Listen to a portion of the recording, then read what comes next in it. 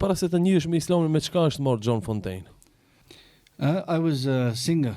I was a jazz singer. I used to sing in, clubs, in cruise ships. So I was singing, and also DJing. I was also involved in business. So this type of thing I was doing before Islam. Yeah. Yeah. I mean, in Islam, it's not permissible to be involved in music, to be playing musical instruments and doing these things. I know a lot of Muslims are involved in music, and rather than advise them not to do music, I'd rather advise them to come to the salah, because the real problem is their connection with Allah. It's not that they like music. Yes. It's the fact that they prefer music over Islam, because it's not permissible, So really the way to resolve the issue is to really try to bring them closer to Allah and closer to the Quran, and eventually the heart, it won't want to listen to music, but music is it becomes a real habit for people. They've always got music, listening to music, and it wastes a lot of time. It's not beneficial. So try to replace it with something better. Audio books, podcasts. Audio podcasts, Yes. My podcast as well, Young Smirks. There's many things you can listen to, alternatives, things that are going to improve you. Many books, educational books.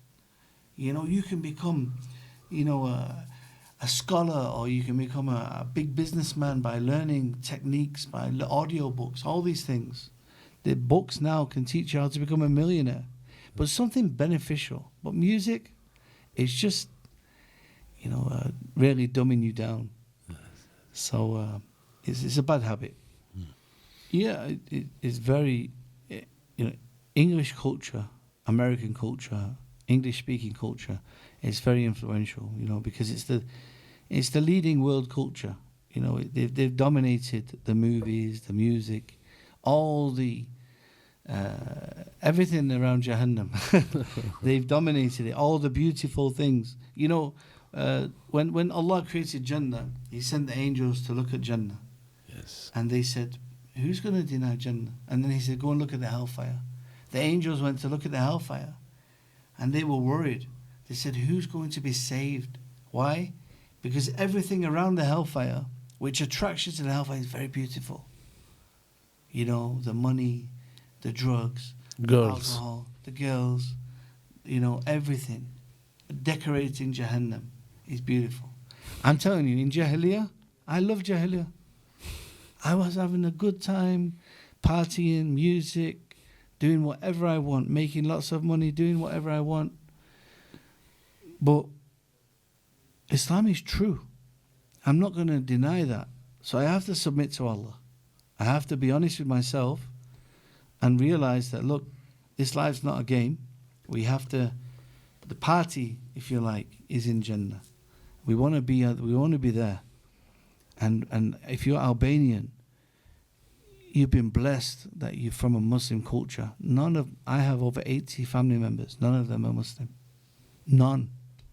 They don't even say they're Muslim. You as Albanians have rich history of Islam.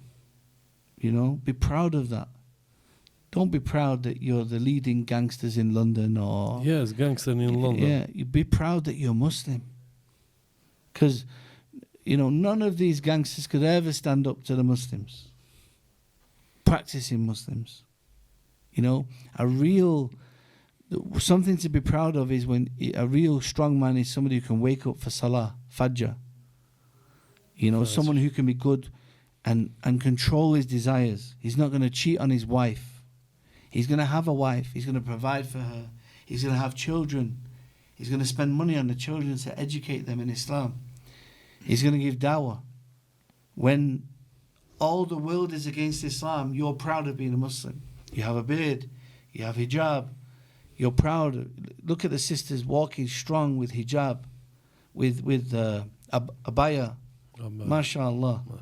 This is real strength, not fake gangsters.